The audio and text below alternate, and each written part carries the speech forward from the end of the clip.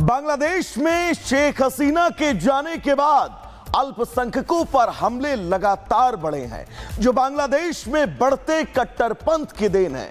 कट्टरपंथी संगठनों की वापसी और बांग्लादेश के पाकिस्तान से बढ़ते संबंध अब चिंता बढ़ा रहे हैं। यह बढ़ता कट्टरपंथ भारत के साथ साथ साउथ ईस्ट देशों के लिए भी बहुत बड़ा खतरा साबित हो सकता है। आखिर कैसे, इस रिपोर्ट के जरिए आपको समझाएंगे।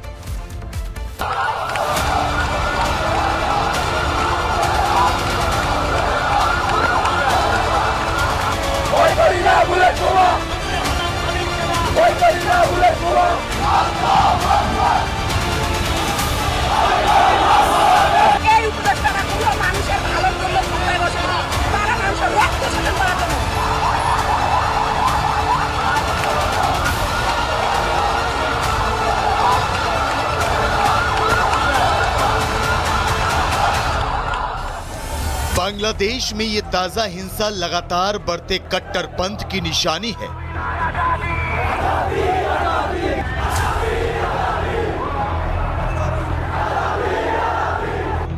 पिछले कुछ सालों की तुलना करें तो पहले ऐसी घटनाएं सीमित थी,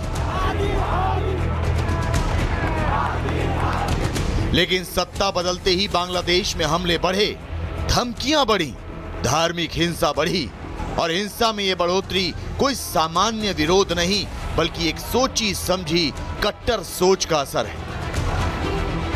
इस कट्टरपंथ के पनपने की कहानी अगस्त 2024 में शुरू हुई। 5 अगस्त 2024 में बांग्लादेश में तख्ता पलट हुआ।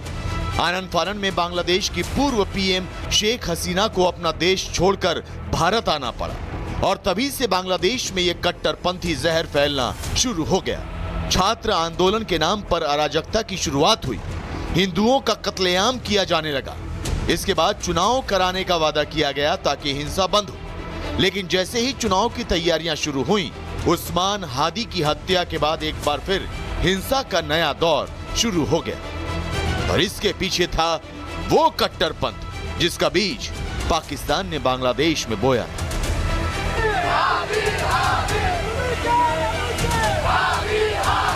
हिंसा की आग में धधकता ये बांग्लादेश ऐसा नहीं था।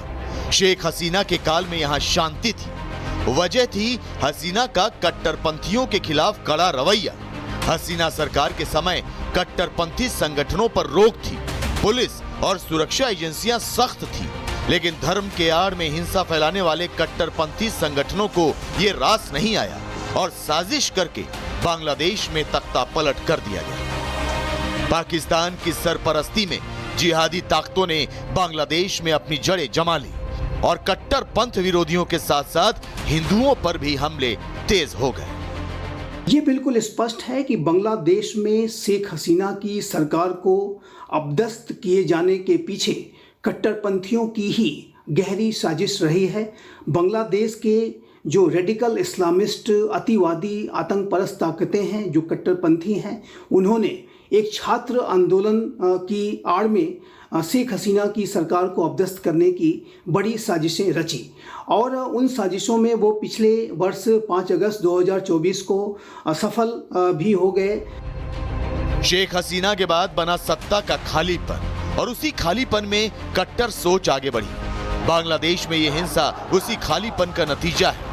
ये हिंसा, ये विरोध सिर्फ सरकार के खिलाफ नहीं है बल्कि उसमें धार्मिक कट्टरता भी घुल चुकी है।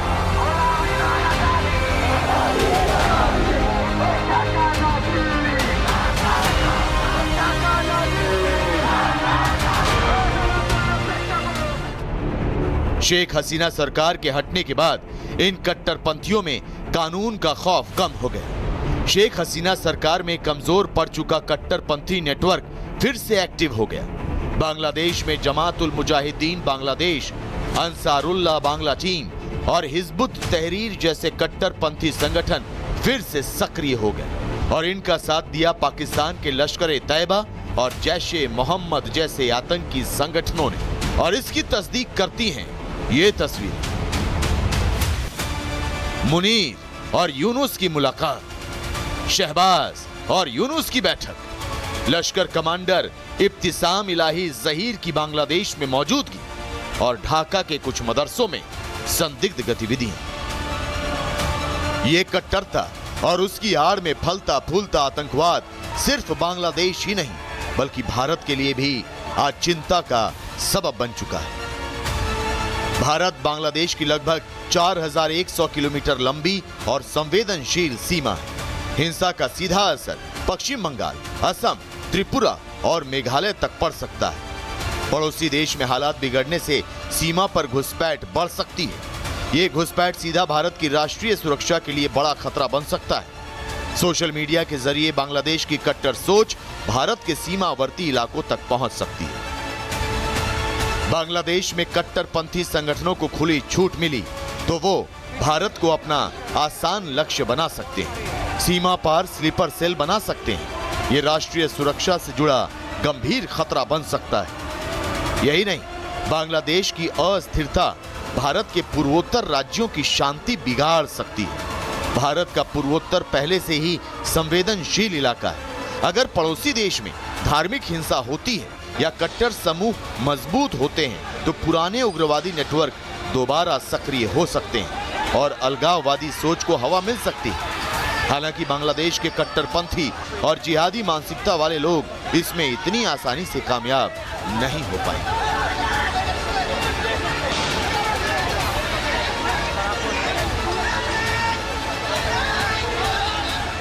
कि वो लोग नोटिस को लेकर वो लोग नोटिस को बांग्लादेश बनाएगा। तो हम कहना चाहते हैं कि बांग्लादेश भाइयों और बहनों, हम लोग को फोर्स मत कीजिए।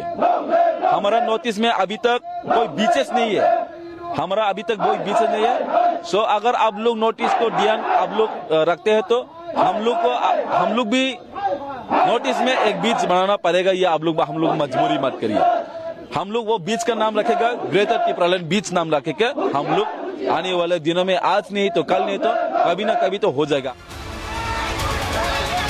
भारत ही नहीं, साउथ ईस्ट एशिया के कई देशों में बांग्लादेश की हिंसा का सीधा असर पड़ सकता है। साउथ ईस्ट एशिया के कई देशों में पहले से ही कट्टर सोच की जमीन मौजूद है। बांग्लादेश की अस्थिरता इस सोच को नई ताकत दे सकती है। कट्टर संगठन अक्सर अकेले नहीं चलते, आपस में संपर्क रखते हैं। बांग्लादेशी कट्टरपंथी साउथ ईस्ट एशिया के पुराने आतंकी नेटवर्क अंतर्राष्ट्रीय विचारधाराओं से जुड़ सकते हैं। इससे ट्रेनिंग, फंडिंग और हथियार की आवाजाही आसान हो जाती है। साउथ ईस्ट एशिया के समुद्री रास्तों से खतरा बढ़ सकता है। समुद्री रास्तों से हथियारों की तस्करी और लोगों की अवैध आवाजाही बढ़ सकती है। पूरे क्षेत्र का व्यापार और सुरक्षा प्रभावित हो सकता है। साउथ ईस्ट एशिया के बहुधार्मिक देशों में भी सामाजिक तनाव बढ़ सकता है। साफ है, बांग्लादेश में बढ़ता कट्टरपंथ भारत और दक्षिण पूर्व एशिया के लिए एक चेन रिएक्शन की तरह काम करेगा। इसीलिए यह कहना गलत नहीं होगा कि बांग्लादेश में बढ़ता कट्टरपंथ पड़ोसी देश की समस्या नहीं बल्कि अपनी सुरक्षा की चुनौती भी है।